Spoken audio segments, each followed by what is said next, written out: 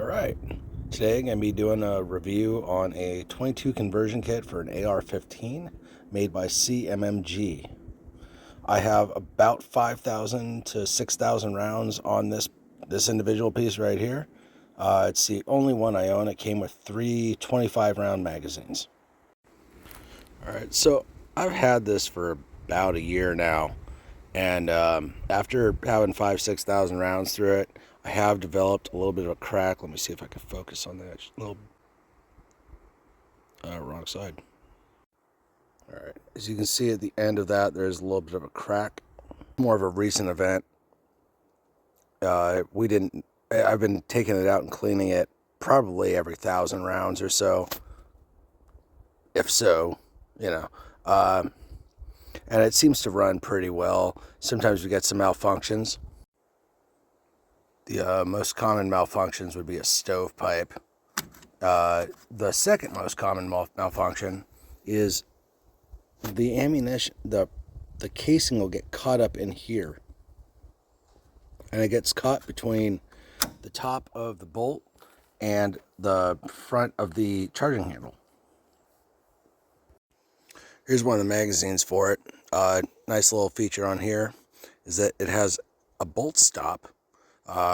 That it works while it's in the firearm. Second you pull the magazine out, the bolt goes forward though. Well, the bolt stop in the magazine will hold the bolt open. It only does so when the magazine is inserted. The second that magazine is taken out, that bolt will just fly right forward. Did you hear me fart? Oh yeah. Whether or not we get through a magazine without any jams is, in my experience, been about 50-50. Sometimes 2, sometimes 3, depends on the ammo usually, if we're getting that many. But by and large, it's been reliable enough for what it is. Essentially a Pedersen device, depending on how one wants to say it, that's been thrown into an AR-15. So if you're familiar with the 1903 Springfield, back in the day, they put a semi-automatic insert bolt replacement. That's kind of what's going on here. It's just an insert. And it's not really, it's built for this gun, but this gun was not built for it. So that can create some reliability issues, but for what it is and for the price I paid for it, I think it was about 180 bucks. And the amount of money I save on ammunition, those 5,000 rounds, if I had bought centerfire, would have been more than I paid for the gun by about a factor of 4. Okay, I didn't even do the math on that. I'm just guessing, but that's what I think it would be. And, I'd say 10 out of 10, even though it broke on me. I have to say, CMMG, their customer service has been great. They sent me out a new one. So it actually might be in my mailbox now. I just got to not be lazy enough to quit looking. But that stovepipe's easy to clear. It's simply pulling back the charging handle.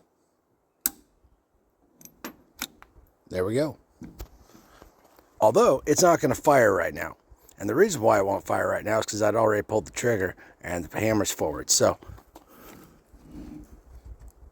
kick that biatch out. Sand it. Alright, just got another malfunction. This is the other kind. And what happens here is the shell casing gets caught. I need better light. That's better. Alright, so as you can see, the shell casing gets caught behind. It's the front of the bolt. And it got kind of wedged into the chamber. So it looks to me like it didn't hit the ejector properly. Maybe it was low powder. I'm not entirely sure. But,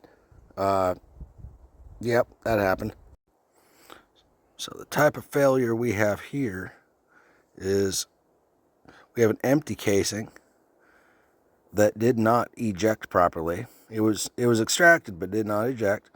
And then we have a fresh casing that wants to go into that chamber. Look at that. It's heading in, but it cannot go in because of that empty casing.